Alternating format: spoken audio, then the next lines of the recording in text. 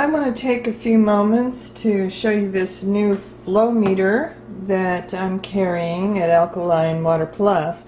Now the reason why I'm carrying a flow meter, it measures how many gallons of use a filter or a filter system has gone through or has of water that's gone through that filter system. Now, with a water ionizer, you really don't need a flow meter because the water ionizer itself will count the gallons for you. But with a system such as this Pure Easy system over here on the left, if you just had that as a standalone system and you did not also have a water ionizer, you would probably want to know how many gallons you've used up so that you can know when it's time to change the filters. Now, this can go under the sink, over the sink. There's no plug. It just simply has two AAA batteries, and it does come with the batteries in a little package. These are 2-year batteries by Toshiba, very, very good batteries. Now when you get it, you're going to see it looks a little scratchy on the screen. That's because this little piece of plastic is there to protect it. So I'm just going to show you that just easily peels off, and then it's actually a pretty nice little instrument. Now I'm going to show you how to program the it's called the DigiFlow 8000T, and there's a lot of this model on the market in the US that does not come with the 1/4-inch quick connect fittings. Now the reason why I decided to carry this is I couldn't find anybody who had the 1/4-inch quick connect fittings to send my customers to. So I went ahead and contacted DigiFlow and asked them if they would insert 1/4-inch quick connect fittings on either side of it for me so that I can offer this to my customer, and also at a reasonable price, because I'm getting it directly from the manufacturer. I'm able to pass that savings on to you. Now, first, before I show you hooking it into the hose, I just want to show you how to program it. It's actually quite simple. Once it's programmed, you just push the display button and it will show you how many gallons and how much time is left on the filter. Right now I only have gallons programmed into it. That's why it's not really showing you that. Okay, now a second push of the display button. Wait a minute, you push it once and then you push and hold it. Now while you are holding it, push the reset button. Now you just take a little paper clip or something like that and just go push. Now let go, and you see how it's flashing. That means you are in the programming mode. Now I'm going to push this button because it's going to time me out of the programming mode. If you push and hold it, it will go up faster. I want to, how many gallons did I want? Actually I wanted 1,000 gallons and I went past it. Alright, if you if you go past the gallons that you want, oh dear. So I have to go back into programming mode. So I'm going to push and hold, and then just push that reset button. Okay. Now I'm going to push and hold that. It actually literally has to go up past 200,000 because I passed the number. I didn't realize 1,000 was going to come so quickly. Now I'm pushing and holding it so that it doesn't, just like take forever. It just goes up in increments of 100, and it's actually going pretty fast. The hold button lets it go up fast.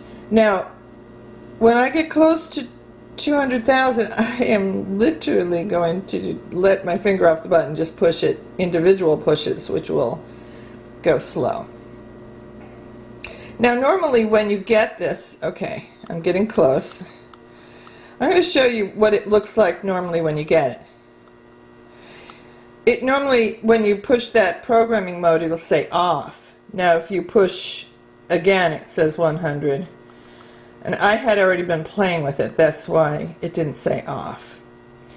Alright, there's 1,000 gallons. Whew! Now I'm not going to push that button again because I don't want to have to go through this one more time.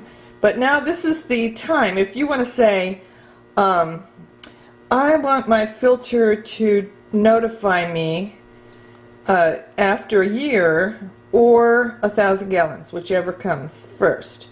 Well, then you can program it for 360 days.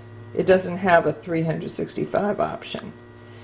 And then just push the reset button and that saves your programming. So now anytime you go to push display button, you'll see how many days and how many gallons are left. Right now it shows you 1,000 gallons because that's what you programmed in. But let's say tomorrow you go to look at it, it will probably say, like, you know, let's say you used 3 gallons of filtered water, it'll probably say 997 or something like that. And then the days, of course, will have moved down to 359 days. So anyway, that's how simple it is, and it's done. Now it'll go into sleep mode as soon as I quit touching it, and that saves the battery life. Like I said, this battery will last for 2 years. Now what happens when the filter is ready to change is that it just alerts you. It will also alert you if it's time to change the battery, and it's a fairly non-invasive alert, and then you know you can just you know, take the batteries out if you don't want to keep on being alerted. But it's actually quite a nice system. All right, now the company that makes DigiFlow it has been doing this for many years, and really they're the most popular timer or flow meter that I could find. All right, now I just demonstrated pushing the hose in on one side while I was talking. Normally, if you're going to add this to an already existing filter system, what you're going to do is cut your hose somewhere along the line, wherever you think it will go best. You cut it, and then you push the 2 pieces of the hose in either end. Now give it a good push. Push it in and then push it some more, because you want it to be seated in there. Okay, now if you want to, for some reason, you want to remove it from the water line, you have to pull this little end ring in toward you while you're pulling that hose out.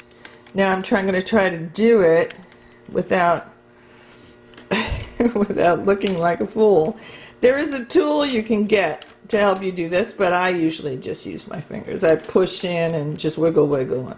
Just don't put a lot of pressure on your pulling it out, because it's actually a fairly expensive piece. These quick connect fittings can be up to $4 or $5 each. So, you know, anyway, that's that.